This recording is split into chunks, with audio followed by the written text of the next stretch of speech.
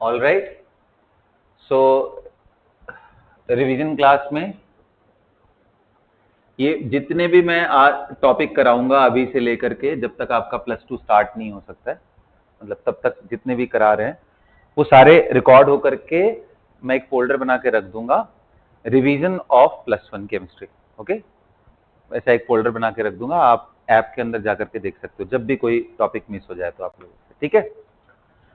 All right. सो हमें chemistry में किसके बारे में पढ़ना है बेटा? मैटर। मैटर क्या होता है? ऐसा कोई भी चीज जो हमारे चारों तरफ है और स्पेस ऑक्युपाई करता है और उसका कुछ ना कुछ मास हो, यही होता है ना? बोलिए। अच्छा, मैटर किससे मिलके बना है? तो आपको मालूम है, इसको ब्रेक डाउन करते करते चले जाएंगे तो एक टाइम आएगा जब हम कहां पहुंचेंगे? एटम पे। और एटम किससे मिलके बना होता है बेटा? इलेक्ट्रॉन, प्रोटॉन एंड न्यूट्रॉन से। ये सुनो, बताओ जरा, प्रोटॉन एंड न्यूट्रॉन कहाँ रहते हैं? कहाँ रहते हैं? हाँ, बहुत ही छोटे पार्ट में जिसको हम क्या बोलते हैं? न्यूक्लियस। वहां पे न्यूट्रॉन एंड प्रोटॉन। और बाहर कौन रहता है बेटा? इलेक्ट्रॉन। यही जनरल परसेप्शन है सबको। अभी के लिए इतना ही करेंगे, कोई दिक्कत नहीं है, आगे एटम का पिक्चर भी हम लोग देखेंगे कैसा होता है। तो ये इलेक्ट्रॉन, प्रोटॉन, न्यूट्रॉन हो गया, ठीक है सर। तो फिर कभी कोई एटम को हम हाइड्रोजन बोलते हैं, कभी किसी को हीलियम बोलते हैं, कभी किसी को सोडियम बोलते हैं, कभी किसी को पोटेशियम बोलते हैं। ऐसा क्यों? क्योंकि अलग अलग कॉम्बिनेशन से, अलग अलग इलेक्ट्रॉन, प्रोटॉन एंड न्यूट्रॉन के कॉम्बिनेशन से अलग अलग प्रॉपर्टीज क्रिएट होती है, इसलिए हम अलग अलग उनका नाम रखते हैं। हाइड्रोजन का प्रॉपर्टी फ्लोरीन के प्रॉपर्टी से अलग होगा, नियॉन का प्रॉपर्टी बाकी दुनिया से अलग होगा। सभी के अंदर ये जो इलेक्ट्रॉन, प्रोटॉन, न्यूट्रॉन का यूनिक कॉम्बिनेशन है, वही उनका प्रॉपर्टी डिसाइड करता है। अब आपके दिमाग में आएगा, सर तो फिर फिगर आउट कैसे करेंगे? तो बड़ा सिंपल सा है वो, देखो, किसी भी एलिमेंट को अगर आप रिप्रेजेंट करते हो ना, तो ये जनरल रिप्रेजेंटेशन है। मान लो मैंने x लिखा, यहां z है और यहां a है, तो z को क्या बोलते हैं? Atomic number. और बेटा a को क्या बोलते हैं? Mass number. याद रहेगा सबको? अच्छा, एटॉमिक नंबर क्या बताता है अस्मित? एटॉमिक नंबर किसको बताता है? Number of protons. पहले तो ये किसके?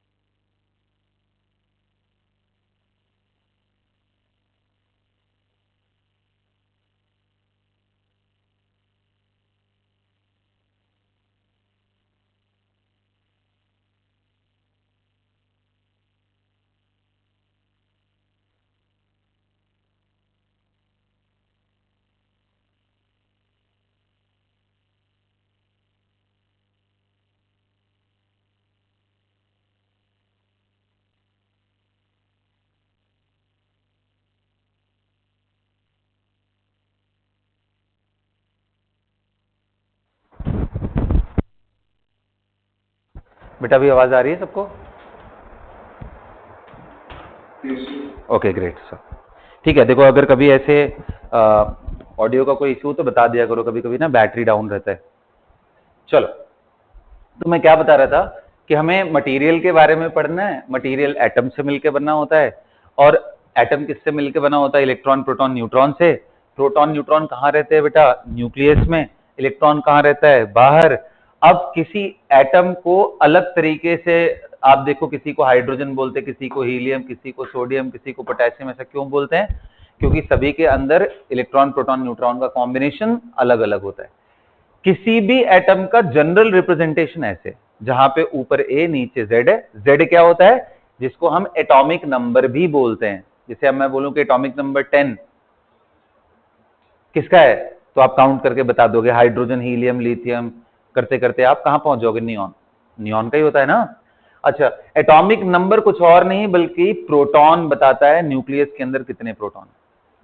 अच्छा, दूसरा चीज ए क्या बताता है, मास नंबर। वो क्या होता है, sum of neutron and proton in the nucleus. यहां तक क्लियर है सबको।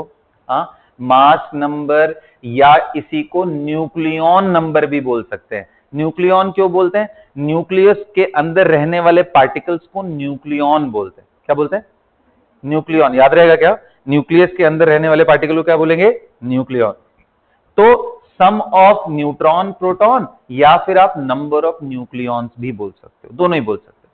अच्छा जी, अब कहोगे कि सर ये बताओ, आखिर किसी एटम को डेजिग्नेट किससे करते हैं, क्या न्यूट्रॉन से उसका पता चलता है कौन सा एटम है, इलेक्ट्रॉन से पता चलता है या प्रोटॉन से? किस चीज से हमें एटम के बारे में आइडिया लगता है कि नहीं ये सोडियम ही है, ये पोटेशियम है? उसके लिए क्या इलेक्ट्रॉन जरूरी है, प्रोटॉन जरूरी है या न्यूट्रॉन जरूरी है? कौन सी चीज से पता चलता है? Proton is the right answer, है ना। क्योंकि देखो बेटा, सोडियम कितने इलेक्ट्रॉन, कितने प्रोटॉन, कितने न्यूट्रॉन, तो आप बता दोगे कि प्रोटॉन कितना है, जल्दी बोलो, प्रोटॉन कितना है, 11। अच्छा, न्यूट्रॉन प्लस प्रोटॉन का सम कितना है, 23। प्रोटॉन कितना था, 11, तो न्यूट्रॉन कितना आ जाएगा, a माइनस जेड, मतलब दिस माइनस दिस, कितना आ जाएगा, 12 आ गया। न्यूट्रॉन 12 है, प्रोटॉन कितना है, 11 है। अच्छा, एक और चीज मुझे बताना है आपको कि सर चलो इलेक्ट्रॉन तो पता चल गया, सॉरी प्रोटॉन पता चल गया, न्यूट्रॉन, इलेक्ट्रॉन कैसे पता करते हैं?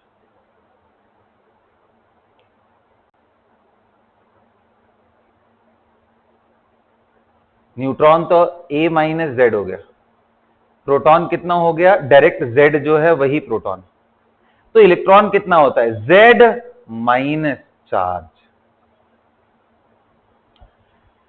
एग्जाम्पल अगर मैं बात करूं तो मैंने आपको एग्जाम्पल किसका दिया, सोडियम का।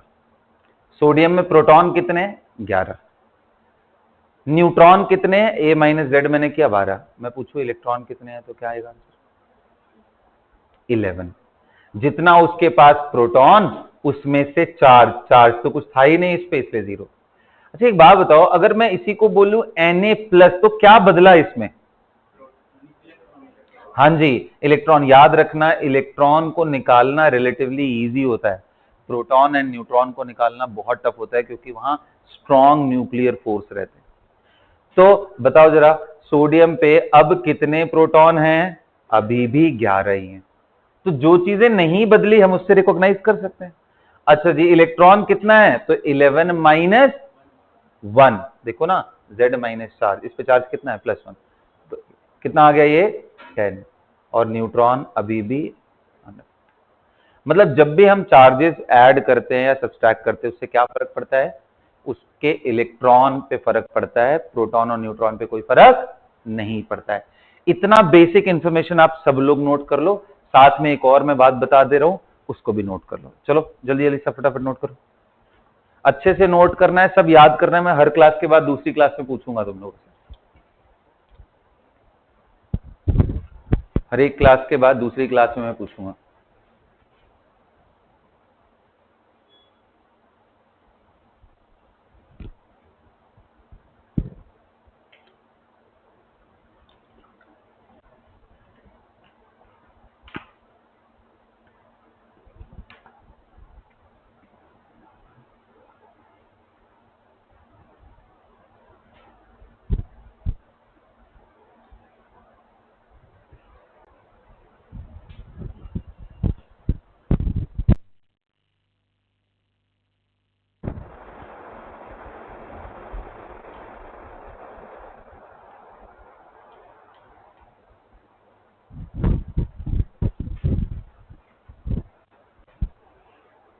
ठीक है, यहां तक सबको क्लियर है, बोलिए।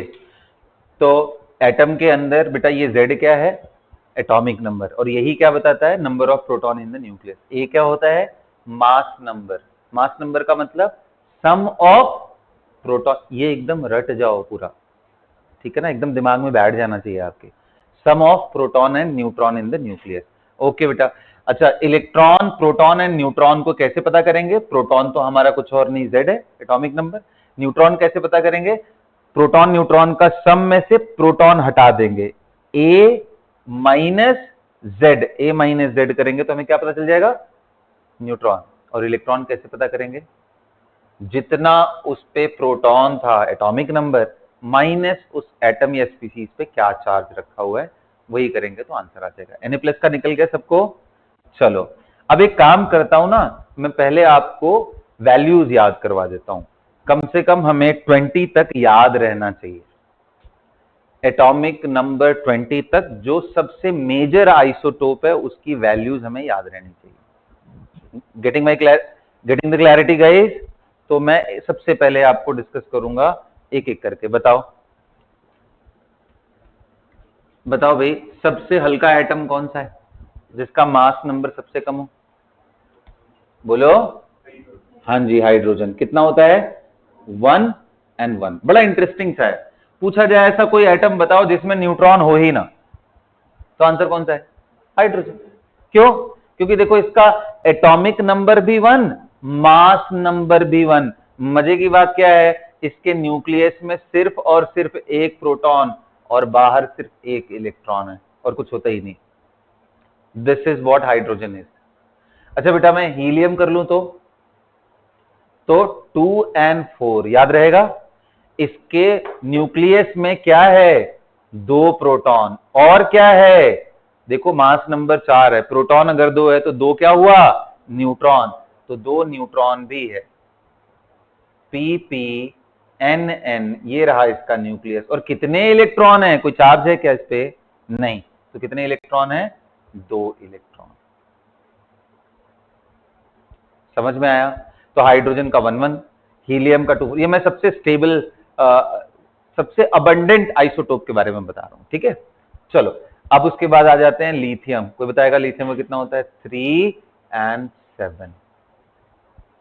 अभी एक पैटर्न है, मैं याद भी करवा दूंगा आप लोगों को। अच्छा, बेरिलियम का क्या होता है भाई, 4 and यहां 9 होता है। इसके बाद बोरॉन का 5 11। सो हाइड्रोजन हो गया, हीलियम हो गया, लिथियम हो गया, बेरिलियम हो गया, बोरॉन। उसके बाद कार्बन, कार्बन का 6 12। उसके बाद नाइट्रोजन 7 14। उसके बाद नाइट्रोजन के बाद अगला आइटम बताओ एटॉमिक नंबर के हिसाब से, ऑक्सीजन 8 and अगला बताओ फ्लोरीन, कितना, 9 and 19। फ्लोरीन के बाद नियॉन 10 and 20 बेटा। इसके बाद बताओ सोडियम 11 23। मैग्नीशियम 12 24। एल्यूमिनियम 13 27। सिलिकॉन बोलो 14 28। फॉस्फोरस 15 बोलो,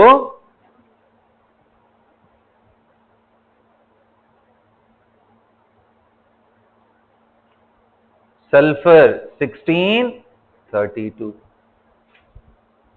उसके बाद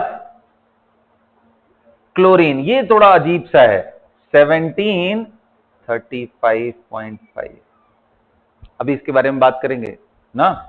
इसके बाद क्लोरीन के बाद अगला कौन सा है, ये भी 1840 है। इसके बाद पोटेशियम एंड कैल्शियम 19 39 20 40। आप इन सभी को थोड़ा ध्यान से देखो, अगर कुछ एक्सेप्शंस हटा दें, जैसे इसको हटा दो, इसको हटा दो, इसको हटा दो, क्लोरीन को हटा दो, आर्गन को हटा दो। कितने को हटाना है? 1 2 3 4 एंड 5।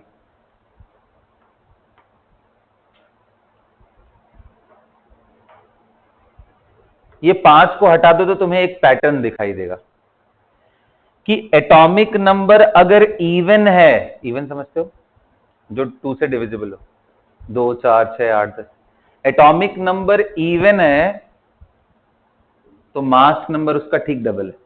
देखो 2 से 4 हो गया, 6 से 12 हो गया, 8 से 16 हो गया, 10 से 20 हो गया, 14 से 28, 12 से 24, 16 से 32। दिख रहा है क्या?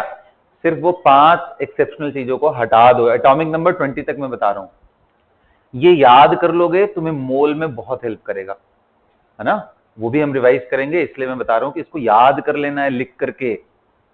Getting my point? ओके जी। अच्छा, ऑड के केस में देखो, ऑड के केस में देखो डबल से एक ज्यादा दिख रहा होगा। एक्सेप्शन छोड़ देंगे, इसको छोड़ देते हैं। ऑड ये था 3 2 6 होता है, एक 7 दिख रहा है। यहां देखो 5 2 10, 11 दिख रहा है। यहां देखो ये तो एक्सेप्शन था, 9 2 18 एंड 8 19। यहां देखो बेटा 11 2 कितना है? इसको क्या लिख लोगे फटाफट, और पैटर्न भी लिख लेना जो मैंने अभी समझाया है।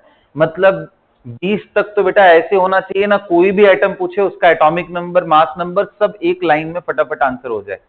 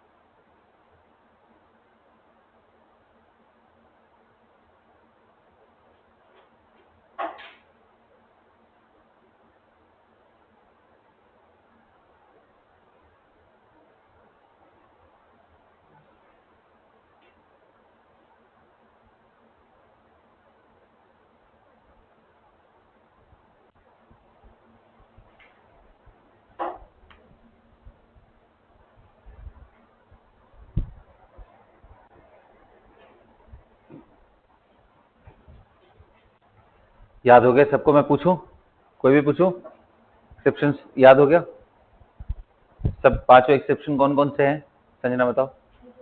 हाँ, हाँ वेरी गुड,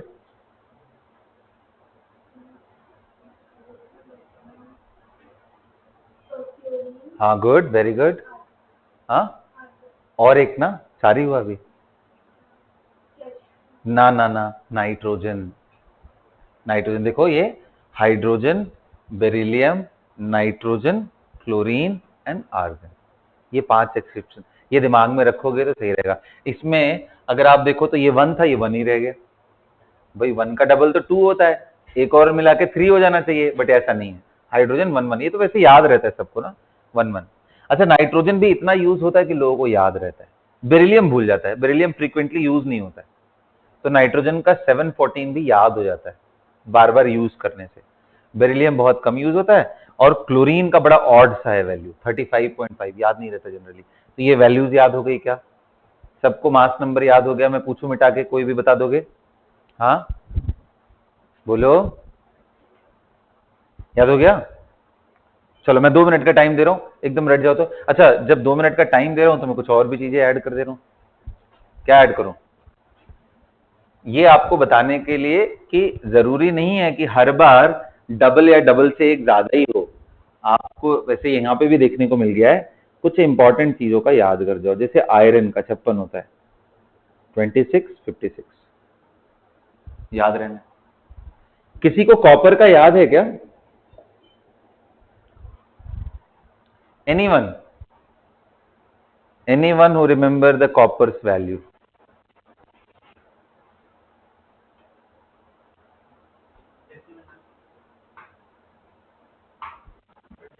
हाँ डेसिमल में बिल्कुल सही, 63.5 होता है इसका, तो याद रहना चाहिए बेटा ये ना।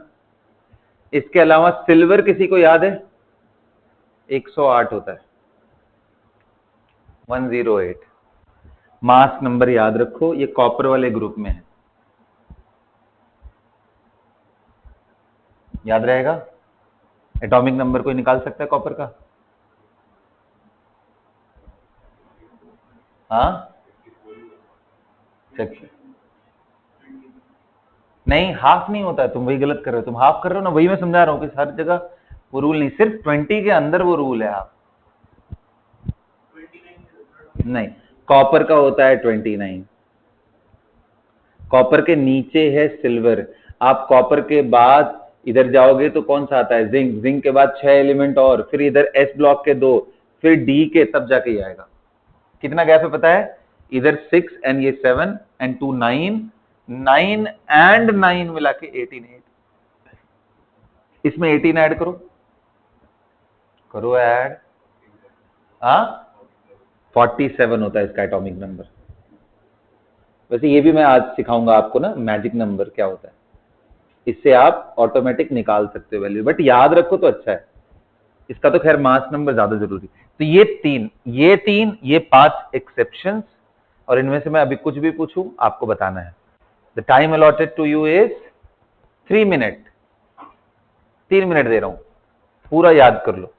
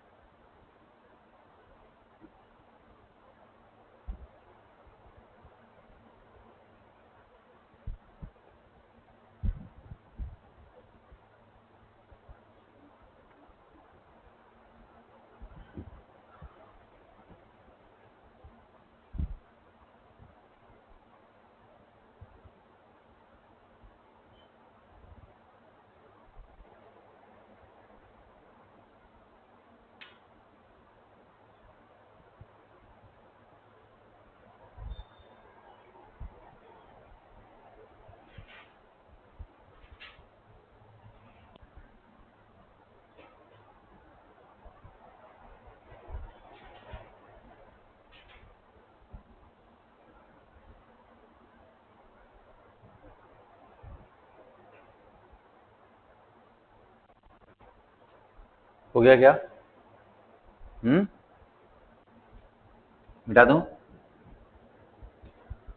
सब लिख लेना है, याद कर लेना।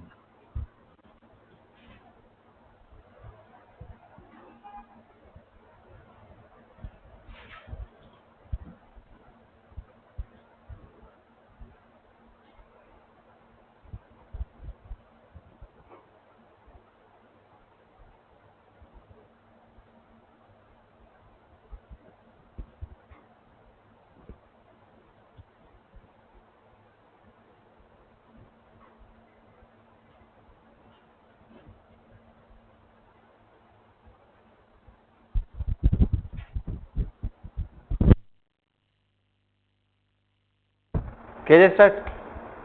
हाँ, सब याद है? चलो बताओ, बताओ मुझे तुम, आर्गन का कितना होता है? Atomic number, mass number? हाँ, वेरी गुड, बहुत बढ़िया। चलो नेक्स्ट, नेक्स्ट आंसर तुम करोगे। बताओ बेटा, कॉपर का कितना होता है? Very good, 63.5, very nice. चलो संजना बताओ, सिल्वर का क्या होता है? हाँ, 47 एंड 108, वेरी गुड। सान्या, कौन सा पूछो? क्लोरीन बताओ। 17, 35.5, वेरी गुड। चलो अब मुझे बताओ, एल्यूमिनियम का कितना होता है? Aluminium,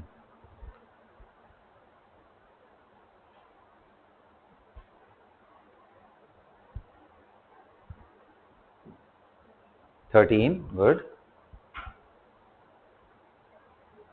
27 is the right answer, 1327। चलो भाई, अब अस्मित, कौन सा बचा रह गया तुम्हारे लिए? आयरन बताओ।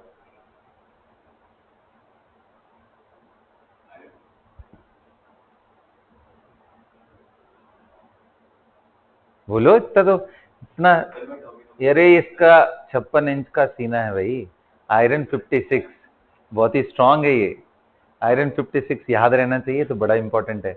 26 एंड 56, तो 26 एटॉमिक नंबर तो तुम लोग जोड़ के भी निकाल लोगे, मास नंबर नहीं, उससे तुम डबल ट्रिपल कर ही नहीं पाओगे, तो कोई फायदा ही नहीं है, तो मास नंबर। आसपास नहीं बताना है, एक्यूरेट बताना है। चलो ठीक, कोई बात नहीं, है ना? यहाँ तक क्लियर है सबको? हाँ, अब जरा कुछ क्वेश्चन करो तो, राइट इट डाउन, लिखो। Find the number of electron, proton and neutron in ferrous ion. Ferrous ion, पता है फेरस आयन किसको बोलते हैं? फेरस किसको बोलते हैं? आयरन 2+ का नाम होता है फेरस, एंड आयरन 3+ का नाम क्या होता है? फेरिक। तो ferrous ion and ferric ion में इलेक्ट्रॉन बताइए कितने? Find the number of electron, proton and neutron in ferrous and ferric ion. Ferrous and ferric ion.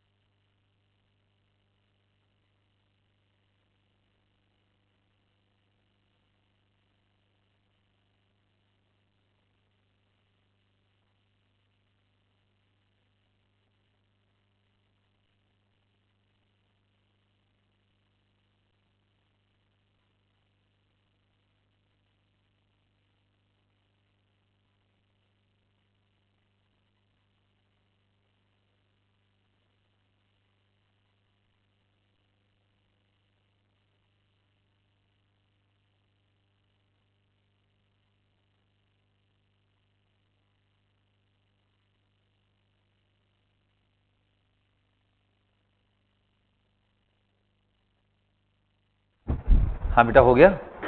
चलो बताओ फेरस आयन में कितने, अच्छा बताओ दोनों में प्रोटॉन तो सेम ही है ना, प्रोटॉन तो दोनों में 56 है, इसमें हो या इसमें।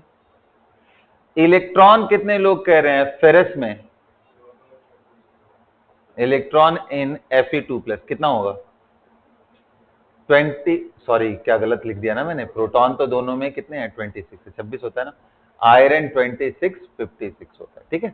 अच्छा इलेक्ट्रॉन कितना होगा, तो भाई Z माइनस चार्ज यही होता है ना, बताओ Z कितना है 26 माइनस फेरस में, फेरस आयरन प्लस कितना होगा 24, कितने लोग करेक्ट हुआ था ये।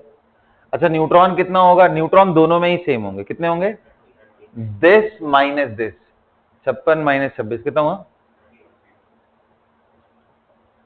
हाथ उठाओ कितने लोग करेक्ट हुआ। अच्छा जी आयरन 3+ में क्या बदलेगा, electron proton and neutron, proton neutron same ही रहने वाले 26 और ये 30, क्या बदलेगा इलेक्ट्रॉन कितना हो जाएगा 23, वेरी गुड। सबको यहां तक क्लियर है, कोई प्रॉब्लम किसी को। चलो एक और क्वेश्चन देता हूं, थोड़ा देखेंगे तुम लोग क्या दिमाग लगाते हो। Find the electron proton and neutron in SO2 पहला, एंड दूसरा SO3 2- एंड तीसरा SO4 2-।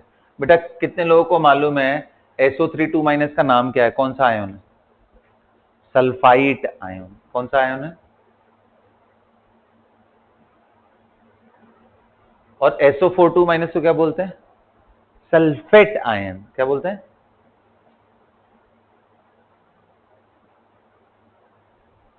एक है सल्फाइट और दूसरा क्या है सल्फेट।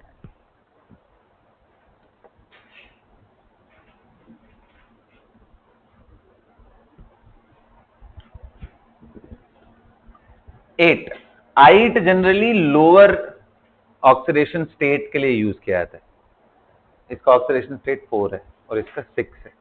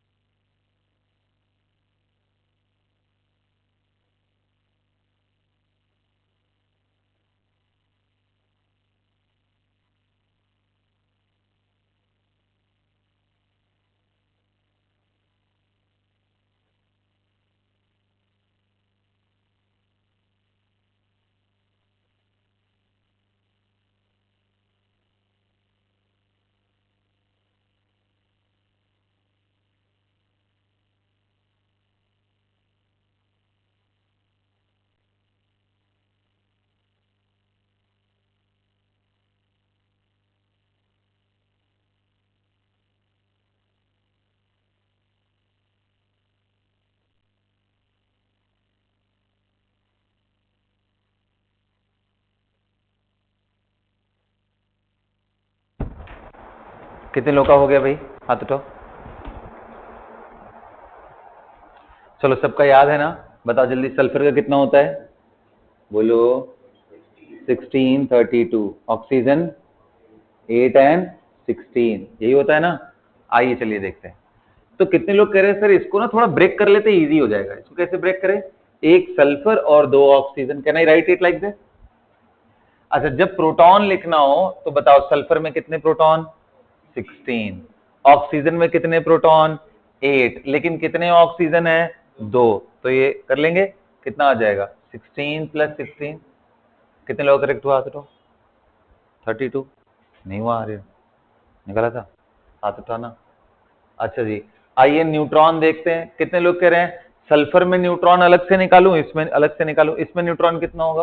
32 - 16 ही होगा। इसमें करेंगे तो 8। तो कितने लोग कह रहे हैं जब प्रोटॉन जितना है उतना ही न्यूट्रॉन है, तो दोनों का आंसर कितना आ जाएगा? 16 + 2 × 8, ये आ जाएगा 32।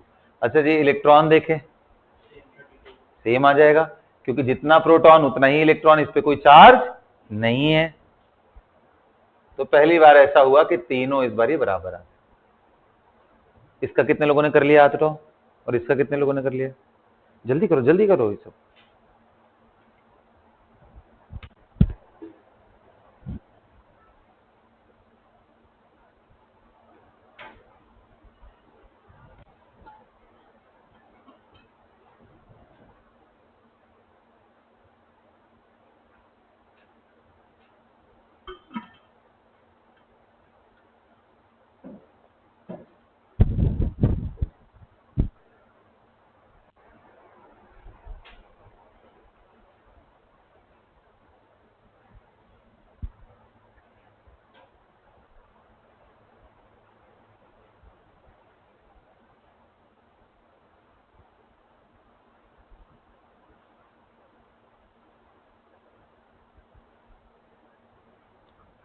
चले करें अब इसको, किया जाए संजना? या टाइम चाहिए? हो गया, आ जाओ देखते हैं। चलो भाई, इसको क्या मैं ऐसे लिख सकता हूं?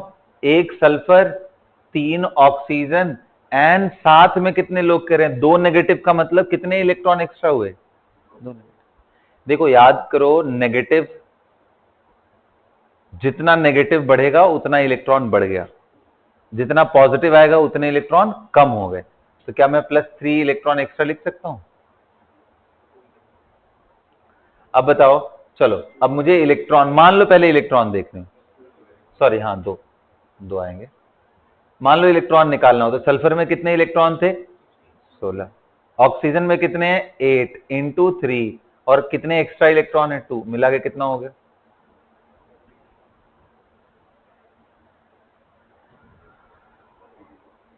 42। कितने लोग का सही हुआ? याद उठो। 42 नहीं सही हुआ? क्यों माइनस कर दिया? जब माइनस आ रहा है मतलब इलेक्ट्रॉन आ रहा है, ठीक है। अच्छा जी, प्रोटॉन निकालना हो प्रोटॉन निकालना हो तो प्रोटॉन में तो भाई सल्फर देखो 3 ऑक्सीजन, इलेक्ट्रॉन से तो कोई मतलब है नहीं। प्रोटॉन का आंसर क्या आएगा? 16 + 3 × 8, बस कोई 2 एक्स्ट्रा जुड़ेगा नहीं। कितना आ गया आंसर? 40। न्यूट्रॉन कितना होगा? ये भी उतना ही होगा। चलो तीनों कितने लोग का सही हुआ? ओके जी, आइए SO4 2- का भी वैसे ही कर लेंगे। एक sulphur and 4 oxygen and 2 electron, इसको मैं ऐसे लिख सकता हूं। जब इलेक्ट्रॉन की बारी आएगी तो 16 जोड़ लो, कितना हुआ? हाँ 50 हुए क्या? प्रोटॉन कितना होगा? तो भाई प्रोटॉन इसमें कितने हैं? 16। ये 4 ऑक्सीजन है और एक में कितना होता है? 8। जोड़ लेंगे कितना आ जाएगा? ये 48। न्यूट्रॉन भी कितना होगा? 48, क्योंकि इसमें प्रोटॉन न्यूट्रॉन का नंबर सेम है। सबको क्लियर हो गया? किसी को कोई प्रॉब्लम नहीं होना चाहिए। अच्छा, अभी आपने ये तो समझ लिया कि कोई भी एटम 3 चीजों से मिलकर बना है। किससे किससे? इलेक्ट्रॉन, प्रोटॉन एंड न्यूट्रॉन से। और हम किसी भी एटम को रिकॉग्नाइज किससे करते हैं? उसके अंदर प्रेजेंट प्रोटॉन से ना। इलेक्ट्रॉन से किसी का प्रॉपर्टी डिसाइड नहीं होता। प्रॉपर्टी किससे डिसाइड होता है? Atomic number. इसलिए आपने एक देखा होगा, मॉडर्न पीरियोडिक टेबल के जो फादर है किसको बुलाया था? Who is the father of modern periodic table? मोजले। किसको बोलते हैं? ये सब याद रहना चाहिए, बचपन से सीख रहे हो ये सब बात। मोजले। तो उनके हिसाब से उन्होंने जो एक्सरे का अपना कंप्लीट एक्सपेरिमेंट किया था, तो उन्होंने देखा था कि भाई ये जो पीरियोडिसिटी आती है, periodicity in the properties of the element, किसका फंक्शन है वो? The function of atomic number. समझ में आया? तो एटॉमिक नंबर से इसलिए हम चीजों को रिकॉग्नाइज करते हैं। एटॉमिक नंबर किसको बताता है? प्रोटॉन को। इलेक्ट्रॉन निकालना हो तो क्या करेंगे? प्रोटॉन में से। अब बात यह है कि ठीक है सर, चलो ये तो समझ में आ गया, इलेक्ट्रॉन, प्रोटॉन, न्यूट्रॉन, लेकिन इनका भी तो कुछ ना कुछ मास होता होगा, इनका भी तो कुछ ना कुछ चार्ज होता होगा। आखिर इनका मास और चार्ज कितना है? कितने लोगों को याद है? चलो मैं सबसे पहले लिखूंगा मास ऑफ इलेक्ट्रॉन। हम इलेक्ट्रॉन के बारे में अभी इंफॉर्मेशन लिख रहे हैं। कितना होता है? कितने लोग बता सकते हो? हाथ उठाओ। किलोग्राम में चाहिए। मास ऑफ इलेक्ट्रॉन, इलेक्ट्रॉन का मास कितना होता है? हाँ बेटा बताओ। वेरी गुड, -31 किलोग्राम ये होता है मास। इसको लिख लो और याद करो, ये एकदम साथ के साथ खत्म करना है। अच्छा जी, चार्ज ऑन इलेक्ट्रॉन, ये कौन बताएगा? एक इलेक्ट्रॉन पे चार्ज कितना होता है? अच्छा, चार्ज का यूनिट क्या होता है? कूलम होता है। गुड, चार्ज का यूनिट क्या है? कूलम। तो बताओ एक इलेक्ट्रॉन पे चार्ज कितना होता है? कौन बताएगा? बोलो। 1.6 -19 कूलम। वेरी गुड, इसको सी लिखते हैं, प्रोनाउंस करते हैं कूलम से। Charge on electron is 1.6 into 10 के power -19 coulomb.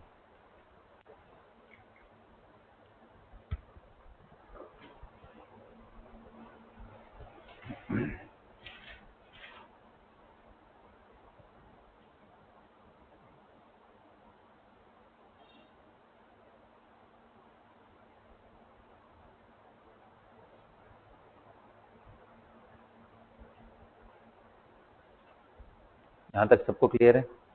Okay, very good. Charge on electron इतना हो गया, मास ऑन इलेक्ट्रॉन इतना हो गया, मास ऑफ इलेक्ट्रॉन इतना है जी, चार्ज ऑन इलेक्ट्रॉन इतना है। आइए अगला देखते हैं, मास ऑफ प्रोटॉन। कौन बताएगा ये? सानिया, याद है? नीवन, स्मिथ, सिर्फ तुम्हें याद है? चलो बोलो बेटा। वेरी गुड, 1.67 इंटू 10 के पावर -27 किलोग्राम। अगर इसी को ग्राम में देखना हो तो, ग्राम में करना होता है तो क्या करते हैं? 1000 से मल्टीप्लाई। 1000 से मल्टीप्लाई करोगे 3 पावर कम हो जाएगा, तो कितना आ गया? इंटू 10 के पावर -24 ग्राम। याद रहेगा सबको? -27 किलोग्राम एंड ये वैल्यू याद रहेगा?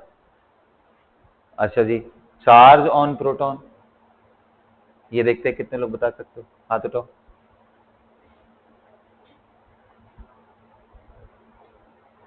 चार्ज ऑन प्रोटॉन किसको मालूम है? चार्ज ऑन प्रोटॉन कौन कौन बता सकता है? हाँ बोलो। बिल्कुल यही सेम वैल्यू जो हमने इलेक्ट्रॉन पे रखा है, यहां माइनस होता है और यहां पे वही चीज प्लस में होता है। 1.6 इंटू 10 के पावर -19। याद रखना बेटा, इलेक्ट्रॉन एंड प्रोटॉन पे जो चार्ज है मैग्नीट्यूड वाइज सेम है, सिर्फ साइन का फर्क है, एक माइनस है और एक प्लस है। अच्छा देखो, इलेक्ट्रॉन एंड प्रोटॉन के नंबर्स भी एटम में तो बराबर ही होते हैं। जैसे जब मैं बोल दूं हीलियम, कितने इलेक्ट्रॉन? 2।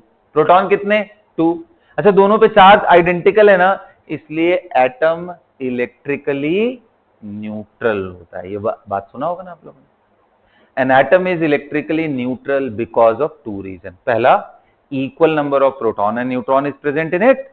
दूसरा, the charge on electron and proton magnitude wise same, sign wise opposite. यहां तक सबको क्लियर हो गया? किसी को कोई तकलीफ यहां तक?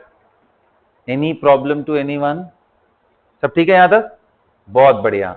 आइए अब न्यूट्रॉन का इंफॉर्मेशन बताता हूं आपको। देखो नाम से ही क्लियर है, न्यूट्रॉन मतलब न्यूट्रल स्पीसीज, चार्ज इस पे 0 होता है लेकिन मास होता है। Mass of neutron approximately equal to mass of proton. बताओ कितना होता है? 1.67 इंटू 10⁻⁻24 ग्राम। याद रहेगा? और चार्ज तो बड़ा आसान है सर, क्योंकि ये न्यूट्रल है तो इसलिए 0 होगा।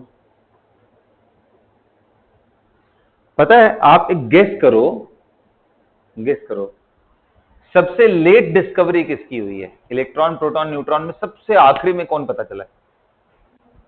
Answer is neutron. सबसे आखिर में कोई चीज समझ आया है तो न्यूट्रॉन।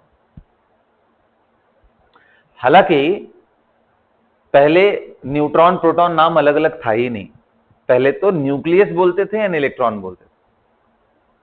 जब बाद में न्यूट्रॉन अलग हो गया तो प्रोटॉन न्यूट्रॉन का हमारे पास कॉम्बिनेशन डेवलप हो गया। सबसे मुश्किल डिस्कवरी था न्यूट्रॉन का, क्योंकि न्यूट्रल है, उस पर कोई चार्ज ही नहीं है। ना तो आप उसको इलेक्ट्रिक फील्ड से एक्सेलरेट कर सकते हो, ना तो मैग्नेटिक फील्ड से, चार्ज है ही नहीं, बिल्कुल अनडिविएटेड चला जाएगा। ठीक है, ये याद रहेगा क्या? सबको याद रहेगा? अच्छा जी, चलिए आइए फिर अगर इतनी बात आपको दिमाग में सेट हो गई है तो एक क्वेश्चन करते हैं, देखते हैं आपका कॉमन सेंस कितना काम कर रहा है। ठीक है, can you tell me the ratio of mass of proton to mass of electron? या यही निकालो तुम, ratio of mass of electron निकालो, लिखो question, find the ratio of mass of electron to mass of proton. ये रेशियो निकालिए।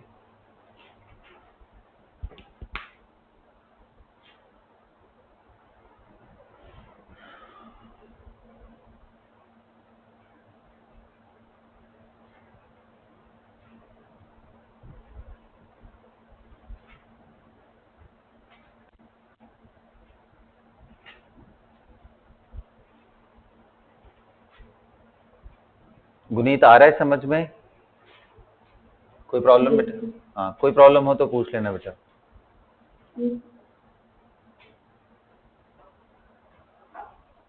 Sir एक बार क्वेश्चन रिपीट करिए। Find the ratio of mass of electron to mass of proton.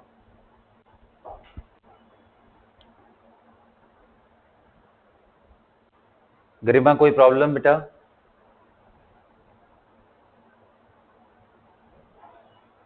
Garima, am I Audible?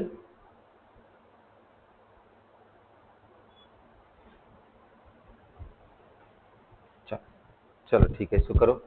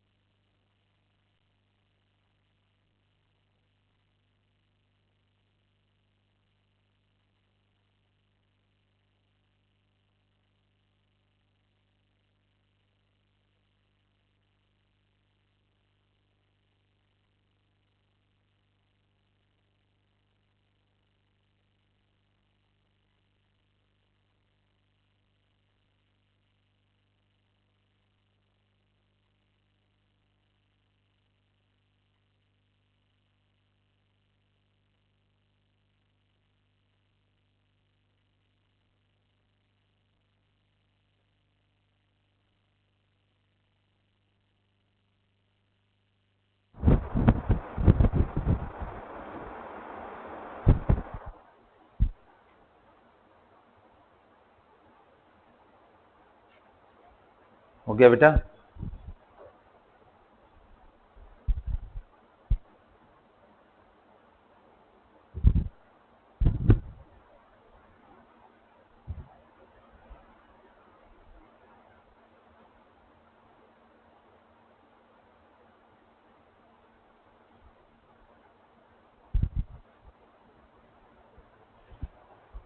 कर लिया? क्या है आंसर? आओ इसको थोड़ा सिंप्लीफाई करेंगे और मतलब करके देखते हैं क्या आता है। चलो आओ देखते हैं। इलेक्ट्रॉन का मास कितना है बेटा? 9.1 इंटू 10 और -31 किलोग्राम, है ना? अच्छा, सेम यूनिट में रखना है ना। प्रोटॉन का मास कितना था? 1.67 इंटू 10 के पावर -27 किलोग्राम। चलो केजी केजी कैंसिल हो जाएगा, बोलिए। अब मैं एक काम करता हूं, हाँ, ये इसको ऊपर लेके जाता हूं। क्या बन जाएगा ये? 9.1 अपॉन 1.67 इंटू, बताओ अगर बेस सेम है तो पावर क्या हो जाएगा? -31 प्लस 27, क्या हो जाएगा? कितना हो जाएगा? 9.1 upon 1.67 into 10 to the power, जोड़ो इसको, -4 आ जाएगा। अच्छा, इसको मैं -4 को नीचे लेके आ जा रहा हूँ। 9.1 अपॉन 1.67 इंटू 10 के पावर 4, ऊपर माइनस है तो नीचे प्लस हो जाएगा। इसको सिंपली मल्टीप्लाई कर दो, 9.1 अपॉन जो बोल रहा हूँ बस उतना कर दो, 10 के पावर 4 का मतलब यहाँ पे डेसिमल में कितना जाएगा? 16700। सबको क्लियर है यहाँ तक? अच्छा बेटा, अब 9.1 को भी नीचे लेके आओ, मैं चाह रहा हूँ ऊपर सिर्फ 1 बचे, तो आंसर क्या आ जाएगा? 16700 डिवाइडेड बाई 9. सबको मालूम है ना ऐसे करते हैं, ये डिनोमिनेटर ऊपर ऊपर चला जाता है। अब जरा ये डिवाइड करके ना कैलकुलेटर से यूज करके ये वैल्यू बताओ लगभग कितना आ रहा है। 16700 डिवाइडेड बाई 9.1, देखो कितना आ रहा है। मैं कुछ समझाना चाह रहा हूँ, कुछ सिखाना चाह रहा हूँ यहाँ।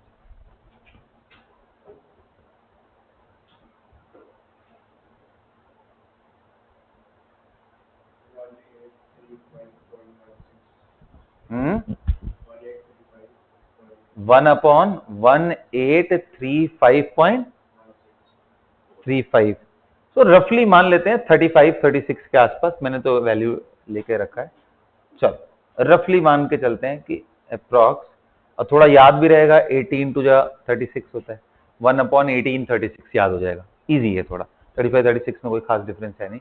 कहने का मतलब ये है, अब बात समझना, बहुत इंपॉर्टेंट चीज मैं समझा रहा हूं, इसको एज ए रिजल्ट याद करो। क्या समझाने की कोशिश कर रहा हूं कि अगर प्रोटॉन, क्योंकि ऐसे रेशियो वाइज समझ नहीं आता है तो मैं एक एग्जांपल से समझाता हूं।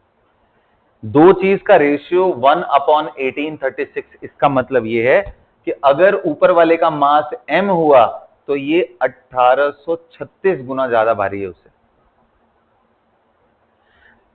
समझने के लिए, अगर ये 1 ग्राम का है इलेक्ट्रॉन, तो प्रोटॉन कितने ग्राम का? 1836 ग्राम, मतलब लगभग 2 किलोग्राम। अब बताओ 2 किलो में एक ग्राम ऐड कर दोगे, कोई फर्क पड़ेगा? नहीं पड़ेगा। इसलिए बोलते हैं कि एटम का जब मास देखना हो तो इलेक्ट्रॉन के मास से उस पर कोई खास फर्क नेग्लिजिबल होता है, क्योंकि इलेक्ट्रॉन बहुत हल्का पार्टिकल है as compare to proton and neutron. इसीलिए देखो, मास नंबर जब हम देखते हैं तो उसमें कौन कौन आता है? प्रोटॉन एंड न्यूट्रॉन का सम, उसमें कहीं इलेक्ट्रॉन काउंट। समझ में आया? नोट करके लिखो ये बात। The mass of electron is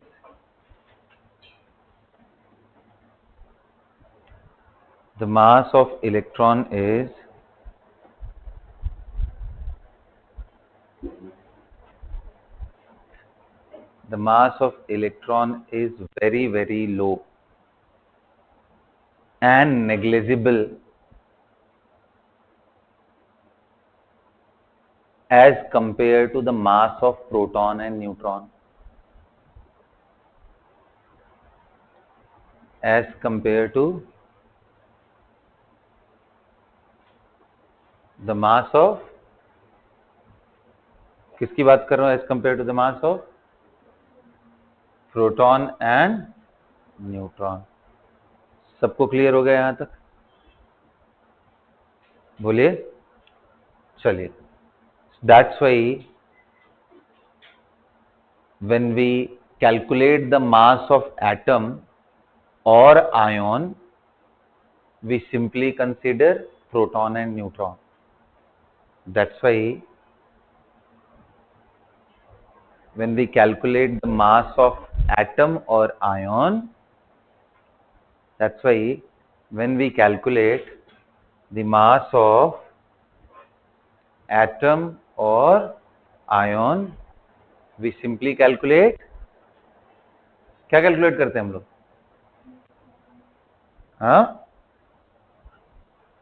we simply calculate, हाँ जी, proton and neutron.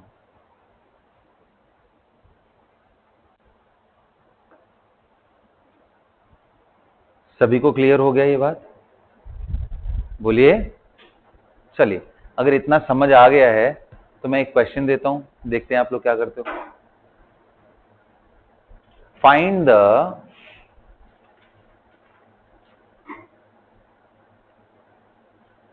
Mass of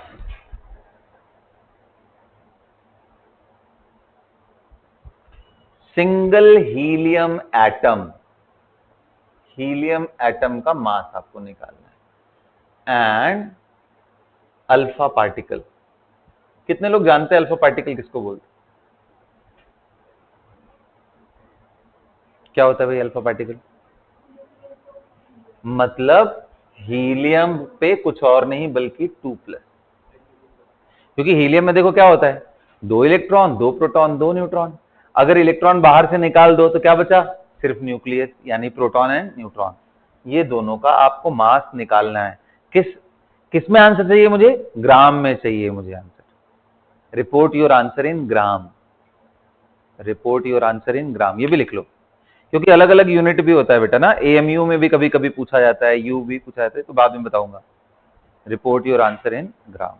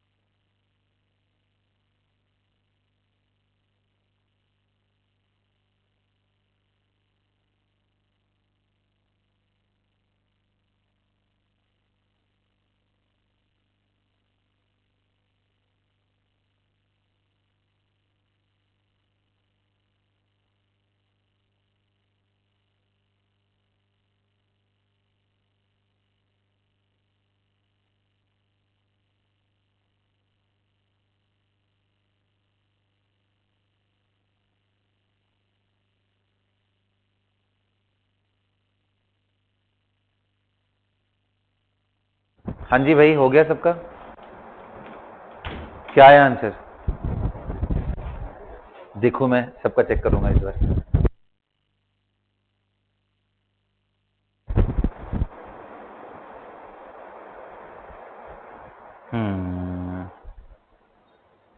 ठीक है, दिखाओ बेटा। हाँ good, very good, very good. Sania करके इसको पूरा लिखो ना, 1.67 लिखो।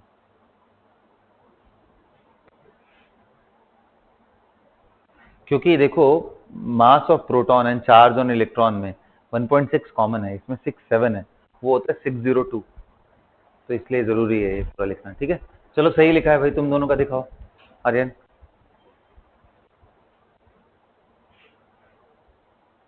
हाँ गुड, वेरी गुड। तुम्हारा लिखा बेटा,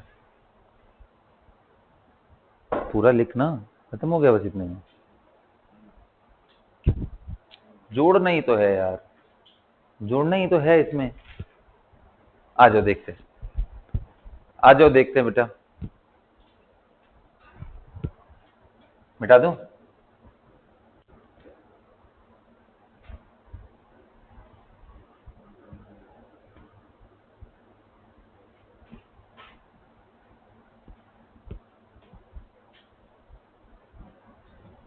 आओ देखते हैं।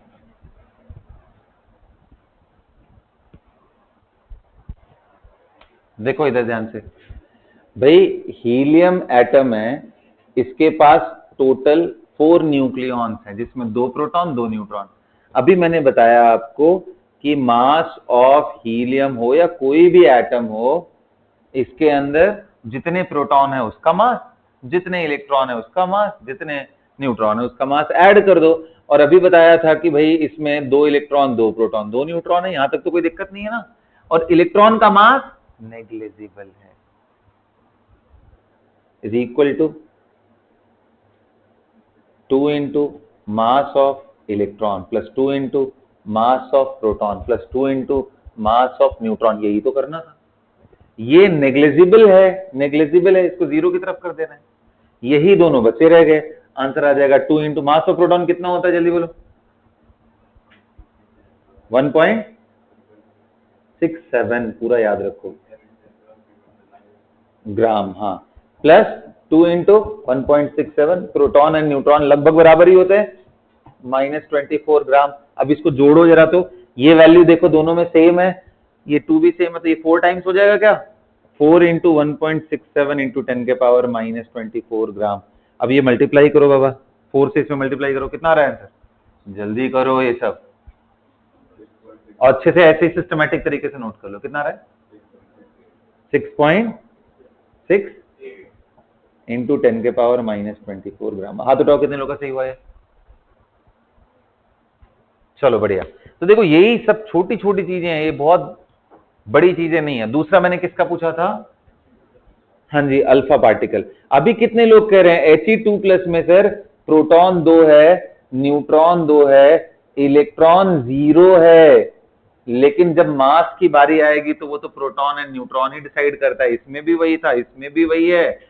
तो mass of alpha will be similar to mass of helium. और हमने कितना निकाला था? क्यों ऐसा लिख रहे हैं? क्योंकि इलेक्ट्रॉन के रहने न रहने से मास पे कोई बहुत बड़ा प्रभाव नहीं पड़ता है, कोई बड़ा इफेक्ट नहीं आता है। सबको क्लियर हो गया? अगला क्वेश्चन लिखिए जल्दी। फाइंड द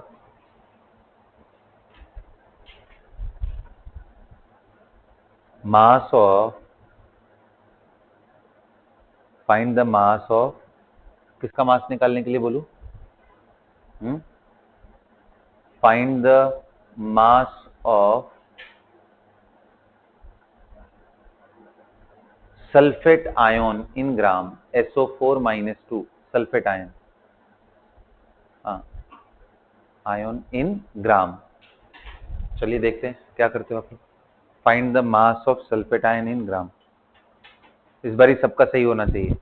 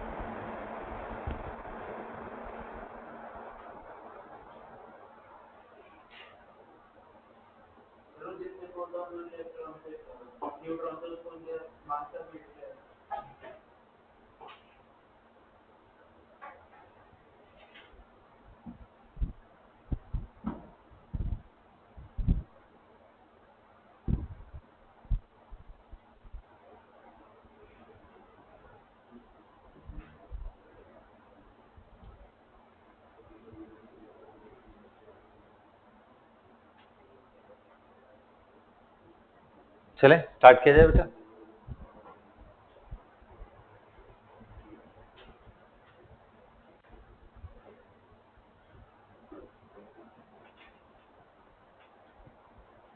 स्टार्ट करें, आइए चलिए देखते हैं।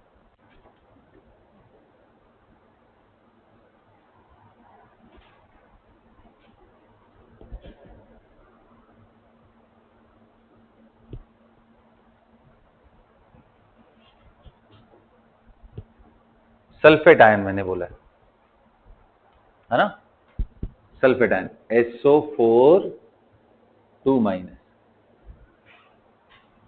इसको स्प्लिट करो, एक सल्फर, 4 ऑक्सीजन एटम और 2 इलेक्ट्रॉन, ऐसे ही लिख सकते हैं। एक सल्फर में भाई अगर इसका मास निकालना हो तो इसमें 32 प्रोटॉन एंड न्यूट्रॉन है मिला करके, इसमें कितना होता है 8, और ये तो नेग्लिजिबल है जब मास की बारी आएगी तो भाई आपने देखा था वो प्रोटॉन हो या न्यूट्रॉन दोनों का मास लगभग सेम ही है, तो सीधा मैं 32 से मल्टीप्लाई कर दूं, 32 मल्टीप्लाई बाई 1.67 इंटू 10 के पावर -24 ग्राम। कोई तकलीफ किसी को? अब आप इसको हाफ हाफ करके लिखो, दिस प्लस दिस, वो बात वहीं पहुंचने वाला है। प्लस कितने लोग कह रहे हैं 4 ऑक्सीजन है और एक ऑक्सीजन में, सॉरी यहाँ 8 नहीं 16 होता है, यही है ना, तो 16 और एक प्रोटॉन या न्यूट्रॉन का मास कितना है 1.67 इंटू 10 के पावर -24 ग्राम। तो अब देखो 1.67 ये कॉमन निकाल लो, 1.67 इंटू 10 के पावर -24 ग्राम ये बाहर निकाल लो, ब्रैकेट में क्या बच गया 32, और क्या बच गया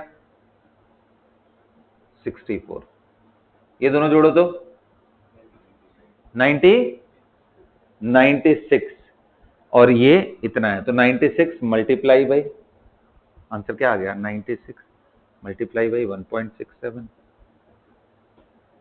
24 ग्राम। अब बेटा बताओ 96 इंटू 1.67 गुणा करके बताओ कितना रहे 160.12।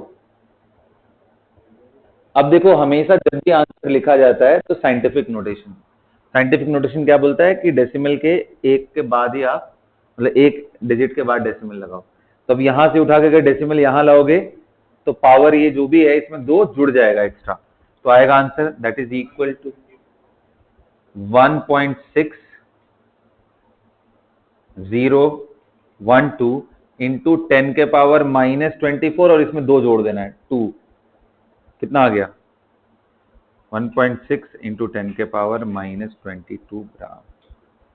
कितने लोगों को समझ में आया ये बात, और कितने लोगों का ये हुआ था हाथ उठाओ, कितने लोगों का यही आंसर था? तो एक आखिरी क्वेश्चन करेंगे आज के लिए, बिल्कुल कोई गलती नहीं होना चाहिए, कोशिश करो कि एक ही बार में सही हो जाए वो, ठीक है, दूं मैं? चलो बेटा करते हैं बात। तो find the mass of single molecule of H3PO4, नाम क्या है इसका? फॉस्फोरिक एसिड, क्या बोलते हैं? Phosphoric acid.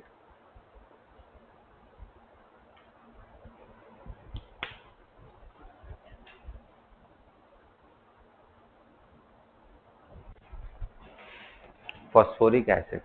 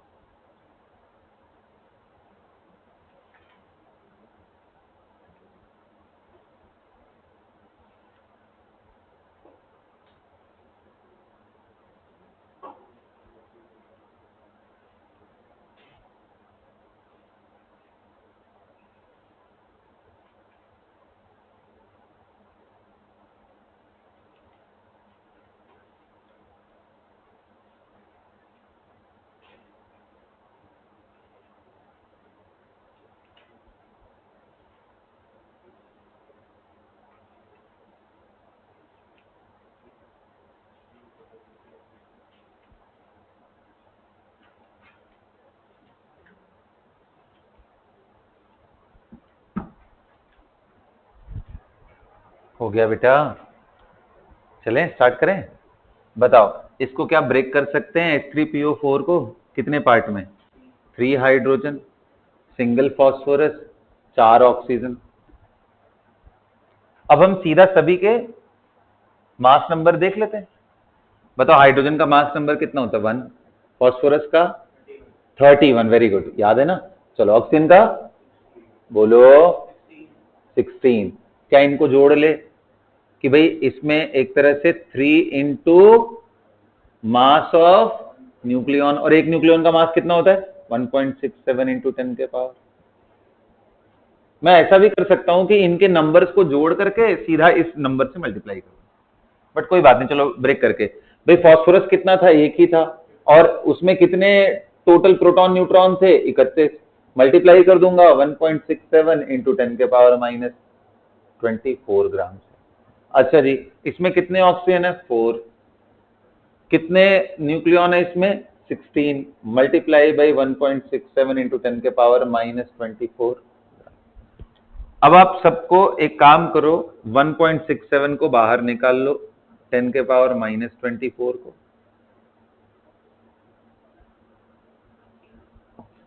और इसको मल्टीप्लाई करेंगे, इसमें जोड़ लो, कितना बचा है? 3 यहां रह गया बेटा, 31 यहां रह गया, उधर कितना? 64। जरा जोड़ो तो कितना आ रहा है? 98 आ रहा है ना। तो ये 98 से मल्टीप्लाई करना है। चलो भाई मल्टीप्लाई करके बताओ कितना आ रहा है आंसर। इसको यहां से कितना आ रहा है? -22 gram. This is the correct answer. सभी को क्लियर हो गया ये बात? बोलिए हाँ।